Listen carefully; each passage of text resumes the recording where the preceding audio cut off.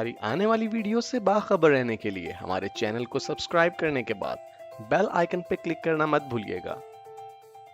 बिस्मिल्लाहिर्रहमानिर्रहीम dear students, welcome to IT series tutor channel. अपने इस वीडियो में हम देखेंगे कि पीएचपी को इस्तेमाल करते हुए हम किस तरह से एक कुकी सेट करते हैं। जैसा मैंने आपसे प्रीवियस वीडियो में कहा कि कुकी एक्चुअली वो डाटा है जो कि किसी वेबसाइट की रिक्वेस्ट पर यूज़र के ब्राउज़र में स्टोर किया जाता है। लेकिन अब सोचने की बात यह है कि वेबसाइट उसी सूरत में रिक्वेस्ट कर सकेगी ब्राउज़र से जब वेबसाइट पर मौजूद स्क्रिप्ट में ऐसा कुछ कोड मौजूद होगा जो कि कुकी सेट करने के लिए रिक्वेस्ट प्रोड्यूस कर रहा होगा। तो आइए देखते हैं कि कुकी को किस तरह से सेट किया जाता है। इसके लिए हम basic डॉट एचटीएमएल डॉक्यूमेंट का इस्तेमाल कर रहे हैं, तो इसकी मदद से मैं एक नई फाइल सेव कर लेता हूं। तो मैं सेव एज की मदद से सेट कुकी के नाम से set underscore cookie dot php और मैंने इसे सेव किया। और सबसे पहले मैं इसका टाइटल चेंज कर देता हूं, सेटिंग कुकी। और डियर स्टूडेंट्स, आप जब कुकी सेट करते हैं तो आपने ये कुकी सेट करनी होती है हेडर में। हम हेडर के बारे में पहले भी बात कर चुके हैं और हम जानते हैं कि हेडर्स के लिए जो PHP टैग है वो बिल्कुल फर्स्ट लाइन से स्टार्ट होना चाहिए, अगरचे हम अपनी php.ini फाइल को कॉन्फ़िगर करके आउटपुट बफरिंग को एनेबल कर चुके हैं। और उसके बाद इससे फ़र्क नहीं पड़ता कि हम फौरी तौर पे हेडर को स्टार्ट करते हैं या थोड़ा आगे जाकर, लेकिन बेहतर यही है कि आप बिल्कुल टॉप पे फर्स्ट लाइन से अपना PHP का ब्लॉक स्टार्ट करें और फिर वहां पे आप कुकी को सेट करने के लिए फंक्शन का इस्तेमाल करें। तो डियर स्टूडेंट्स, कुकी को सेट करने के लिए जो फंक्शन यूज किया जाता है उसका नाम है सेट कुकी। और इस फंक्शन के 3 आर्गुमेंट्स या पैरामीटर्स होते हैं।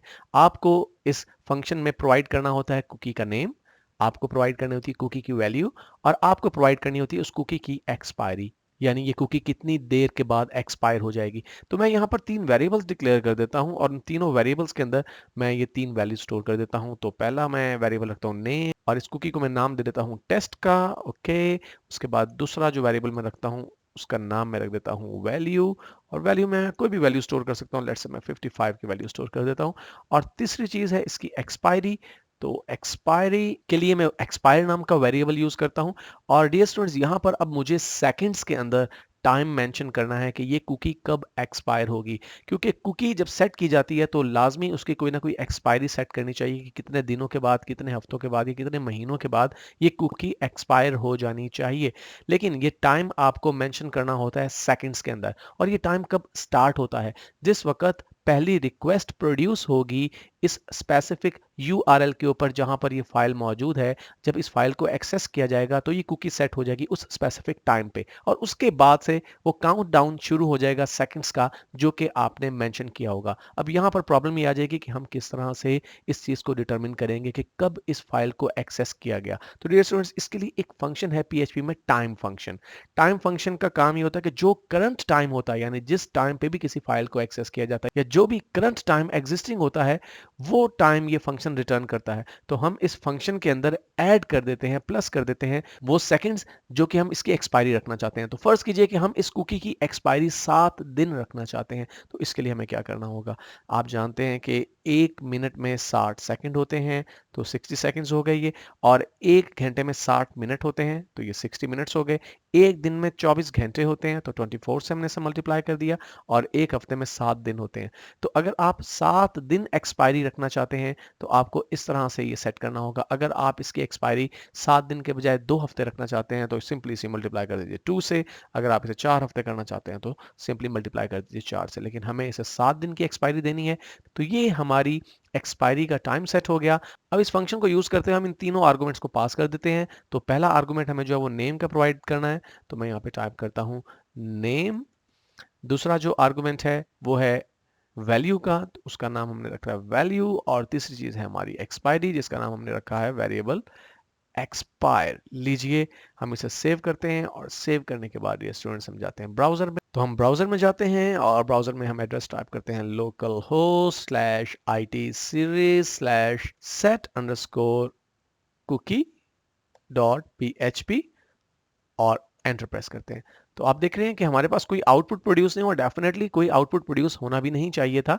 एक्चुअली आप टाइटल में देखिए, सेटिंग कुकी का नाम का टाइटल हमें नजर आ रहा है। इट मींस कि हमारी वही फाइल लोड हो चुकी है। अब हमें ये कहाँ देखना है कि हमारी कुकी सेट की गई है या नहीं? तो स्टूडेंट्स, डिफरेंट ब्राउजर्स के अंदर कुकीज को व्यू करने के लिए डिफरेंट ऑप्शंस अवेलेबल होते हैं। मैं इस वक्त फायरफॉक्स का इस्तेमाल कर रहा हूँ। तो फायरफॉक्स में अगर आप F12 की प्रेस करें तो आपके पास आपके ब्राउजर के बॉटम पे कुछ ऐसा टूल अपीयर हो जाता है और इसमें आपने जाना स्टोरेज टैब में। स्टोरेज टैब में आप जाएंगे तो आपको लेफ्ट साइड पे डिफरेंट एलिमेंट्स मिलेंगे। इसमें से आपने कुकीज़ का एलिमेंट सेलेक्ट करना है। तो आपको ये देखिए लोकल होस्ट के तहत जितनी भी कुकीज़ हैं वो यहाँ पर व्यू करवाई जा रही हैं। इसमें देखिए कुकी आपको नज़र आ रही है, कुकी का नाम है टेस्ट, इसकी वैल्यू है 55 और इसकी डोमेन यानी जिस वेबसाइट पर से ये कुकी यूज़ की गई है वो है लोकल होस्ट। और इसका जो एक्सपायरी टाइम है, ये देखिए यहाँ पे आपको एक्सपायरी टाइम नज़र आ रहा है कि कब ये कुकी एक्सपायर होगी। इसके अलावा डियर स्टूडेंट्स, यहाँ पे आपको साइज भी नजर आ रहा है। एक्चुअली आप कुकी के अंदर अनलिमिटेड डाटा स्टोर नहीं कर सकते।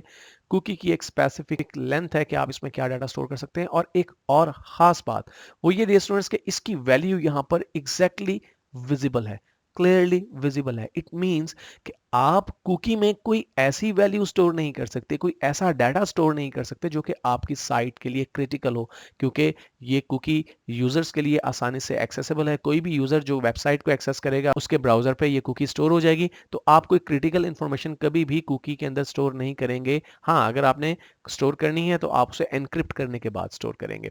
और डियर स्टूडेंट्स, एक और खास बात यह है कि इस कुकी को यूजर किसी भी वक्त रिमूव भी कर सकते हैं। मसलन अगर मैं इसे डिलीट करना चाहूँ तो राइट क्लिक करके डिलीट ऑल के ऑप्शन को सिलेक्ट करके मैं तमाम कुकीज को डिलीट कर सकता हूँ जितनी भी इस स्पेसिफिक यूआरएल के जरिए मेरे ब्राउजर में स्टोर की गई हैं। तो आपने देखा डियर स्टूडेंट्स कि कुकी किस तरह से सेट की जाती है। अपनी नेक्स्ट वीडियो में हम देखेंगे कि कुकी की वैल्यू को किस तरह से एक्सेस किया जा सकता है।